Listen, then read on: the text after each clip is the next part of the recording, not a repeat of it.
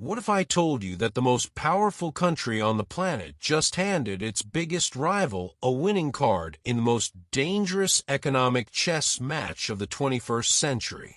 That on a single Friday afternoon in February 2026, a decision made inside the marble walls of the United States Supreme Court flipped the entire balance of power between Washington and Beijing?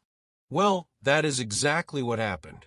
And the consequences are going to ripple through your wallet, your job, your phone, and maybe even the future of global security. Stick around because by the end of this video, you will understand why President Xi Jinping is sitting in a stronger position than he has been in years, and why the United States might have just played itself. If this kind of content fires you up, do me a favor right now. Hit that like button, subscribe to the channel, and share this video with someone who needs to hear the truth about what is really going on in the world. Let us get into it. So here is the headline that shook the global economy. On February 20th, 2026, the United States Supreme Court ruled 6-3 that President Donald Trump cannot use the International Emergency Economic Powers Act, known as IEEPA, to slap tariffs on imports. The case was called Learning Resources Incorporated versus Trump, and the decision was crystal clear. Chief Justice John Roberts wrote that the power to impose tariffs is, and I quote, very clearly a branch of the taxing power, and that power belongs to Congress, not the President.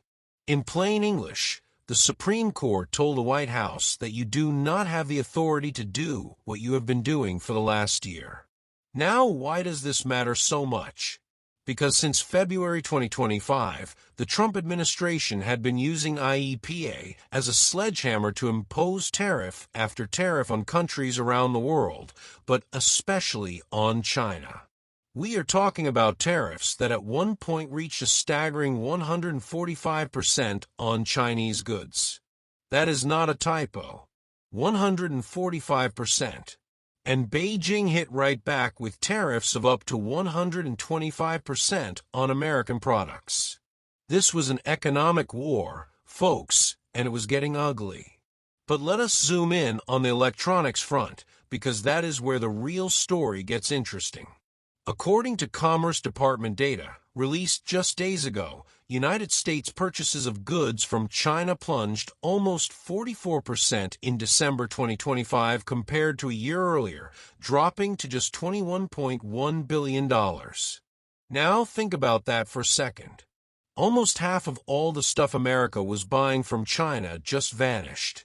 Electronics, components, consumer gadgets, the things that fill your homes and power your businesses, all of it falling off a cliff.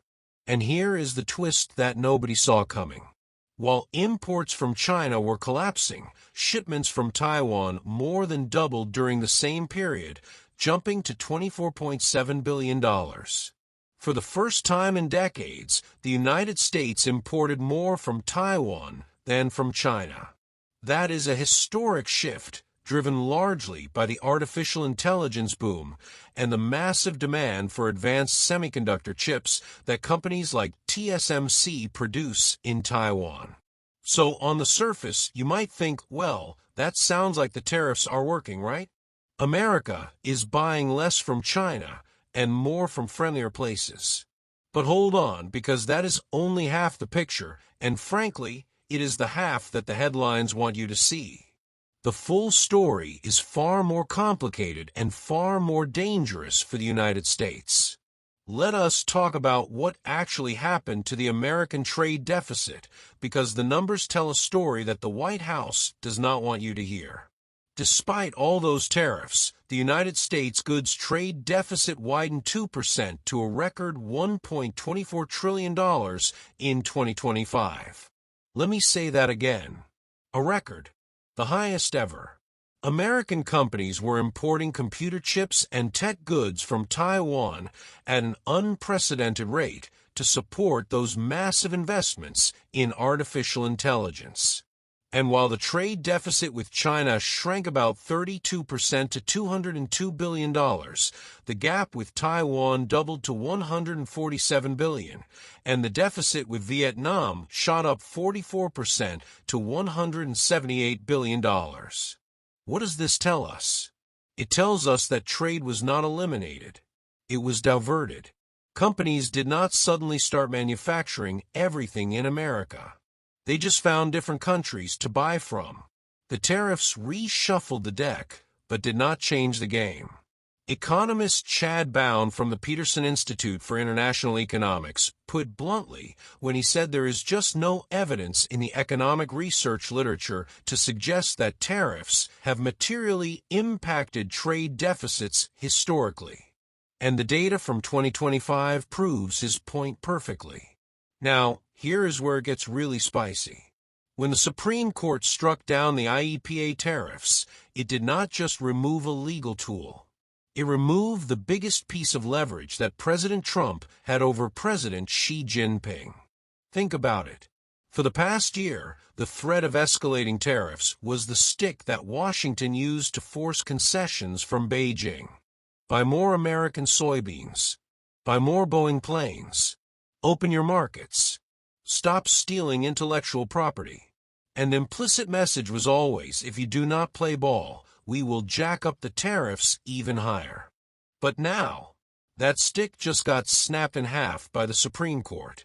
And the timing could not be worse for Washington, because President Trump is scheduled to land in Beijing on March 31st for the first presidential visit to China since his last trip in 2017. This is supposed to be a massive diplomatic moment, and Xi Jinping knows it. Bloomberg reported that Xi is heading to the negotiating table with a boost in bargaining power. The Supreme Court eliminated Trump's second-term levies on China and left Beijing facing the same 15% global fee applied to American allies, and that rate comes with a 150-day expiry date. Let me paint this picture for you. Imagine you are sitting across the table from someone who has been threatening you for over a year with a loaded gun. Then, right before the biggest meeting of the year, someone takes the gun away. That changes the entire dynamic of the conversation, does it not? That is exactly what happened between Washington and Beijing. Now, President Trump was furious. At a White House press conference on the afternoon of the ruling, he railed against the decision, calling it deeply disappointing. He said he was ashamed of certain members of the court for not having the courage to do what is right for the country. And within hours, he signed a new executive order imposing a 10% global tariff under Section 122 of the Trade Act of 1974, trying to find another legal pathway to keep the tariffs alive. Treasury Secretary Scott Bessent quickly promised that the administration would replace the rejected IEEPA tariffs using other existing laws, and that this would result in virtually unchanged tariff revenue in 2026. But here is the problem. Section 122 has significant limitations. It is designed as a temporary measure and cannot match the sweeping, unlimited scope of what IEEPA allowed. Legal experts say this is a patch job, not a permanent solution. And China knows it. Now, let us talk about the real weapon that Beijing has been quietly sharpening while everyone has been focused on tariffs. Rare earth elements. These are the minerals that make modern technology possible. They go into your smartphone, your electric car, your laptop, wind turbines, fighter jets, missile guidance systems, and the semiconductor chips that power artificial intelligence. China controls about 60% of global rare earth production and a staggering 90% of a refining. For some of the heaviest and most critical elements like dysprosium, China controls 98%. For yttrium, it is 99%. This is not a trade advantage. This is a chokehold. In April 2025, when the tariff war was escalating, China imposed export controls on 7 rare earth elements. Then in October, Beijing dramatically expanded those restrictions, adding 5 more elements, and for the first time introducing extraterritorial provisions, meaning that if a company anywhere in the world uses Chinese rare earth materials to make a product, they need Beijing's permission to sell it to another country. That is a move straight out of Washington's own playbook. China basically adopted its own version of America's foreign direct product rule, the same mechanism the United States uses to restrict semiconductor exports to China. They turned America's own weapon against it. The European Central Bank found that over 80% of large European firms are no more than 3 intermediaries away from a Chinese rare earth producer. The International Energy Agency reported that rare earth prices in Europe surged up to 6 times higher after the restrictions were imposed. The Center for Strategic and International Studies warned that up to 30% of Pentagon defense programs, including the F-35 fighter jet avionics, could face delays from rare earth shortages. Now, during the Trump-Xi meeting in South Korea in October 2025, both sides agreed to a 1-year pause on some of these measures. China suspended its October rare earth restrictions until November 2026, and the United States rolled back some tariffs. But make no mistake, that was a tactical pause, not a strategic retreat. The Center for Strategic and International Studies described those restrictions as bargaining chips, and Beijing can reinstate them at any moment. And here is the thing that keeps Pentagon planners up at night. The first heavy rare earth processing facility, owned by an American company, only came partially online in the United States last year. It will take years, possibly a decade, before the West can build enough capacity to meaningfully reduce its dependence on China. Until then, Xi Jinping holds the cards. Now the semiconductor situation adds another layer of complexity. In January 2026, the Trump administration imposed a 25% tariff under Section 232 on certain advanced semiconductor articles, targeting chips that are not intended for domestic use in the United States. At the same time, the Commerce Department issued new export licensing rules that allow the sale of certain AI chips, like the NVIDIA H200 to China, but only if those chips are first imported into the United States and tested, which triggers the 25% tariff. It is essentially a fee for doing business with China. Meanwhile, Taiwan and the United States signed a trade agreement in January that caps reciprocal tariffs on Taiwanese goods at 15% and encourages Taiwanese companies to invest $250 billion in American semiconductor manufacturing. Commerce Secretary Howard Lutnick reportedly said the goal is to bring 40% of Taiwan's chip supply chain to the United States, or else Taiwan could face tariffs of up to 100%. But here is the geopolitical chess move that should concern everyone. During a phone call earlier this month, Xi Jinping told Trump that Taiwan is the most important issue in United States-China relations. That is not just diplomatic language. That is a strategic signal. Beijing sees Taiwan not just as a political issue, but as an economic lever. Taiwan produces the world's most advanced semiconductors. If China can assert more influence over Taiwan, it gains control over the very technology that powers the global economy. So let us put all of this together. The United States imposed massive tariffs on China. Those tariffs caused electronics imports from China to plunge by almost half.